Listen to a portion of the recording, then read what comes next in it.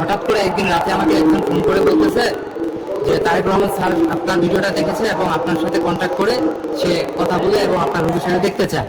হঠাৎ পরে আমি বিশ্বাস করি, আমি কখনোই বিশ্বাস করিনি যে আসলে কি তারেক রহমান স্যার আমার ভিডিওটা দেখে আমাকে সাহায্য করতে এগিয়ে আসবে।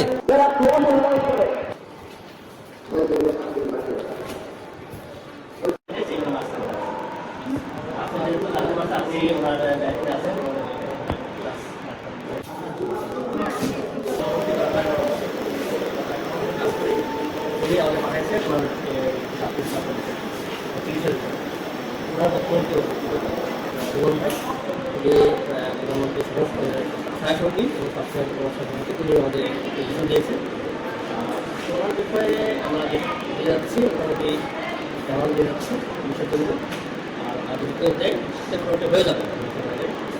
ঠিক আছে,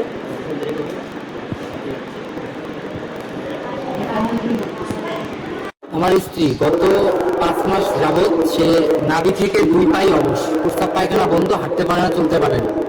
আমার জীবনে এমন একটা সময় এসেছে যে সময়টা আমার বাবা মা পরিবারের সবাই আমার পিছন থেকে সরে গেছে। হঠাৎ করে একদিন রাতে আমাকে একজন ফোন করে বলতেছে যে তারেক রহমান স্যার আপনার ভিডিওটা দেখেছে এবং আপনার সাথে কন্ট্যাক্ট করে সে কথা বলে এবং আপনার রোগীর দেখতে চায়।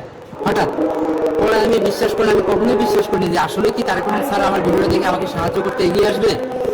কিন্তু আজকে এই মুহূর্তে যখন আমার লোক আসে আমার মেডিকেলে, সিআরপিতে আমি ভর্তি আছি এখন, যখন লোক আসে, যখন এসে সবকিছু ডিটেল খুলে বললো এবং ওনাকে সাহায্য করলো, আমি নিজে অবাক হয়ে গেছি যে আমার দেশবাসী এবং আমাদের সরকার সে আমাকে সাহায্য করছে এবং তার আমার ইতিম, তার আমার স্ত্রী ইতিম, তার বাবা মা নেই, তার জন্য তাকে জীবন বাঁচাইছে, তাকে জীবন ভিক্ষা দান করছে। আমি দোয়া করি তারেক রহমান স্যারকে সে যেন ভালো থাকে, সুস্থ থাকে এবং তাকে আমার মন থেকে অনেক ধন্যবাদ, অনেক ধন্যবাদ। কারণ তার মতন মানুষ হয় না। আজকে আমার বিপদের সময় আমার সরকার এসেছে, আমার দেশবাসীর লোক এসেছে। আমি অসংখ্য ধন্যবাদ জানাই স্যারকে। স্যার ভালো থাকবেন, সুস্থ থাকবেন, আমার জন্য দোয়া করবেন।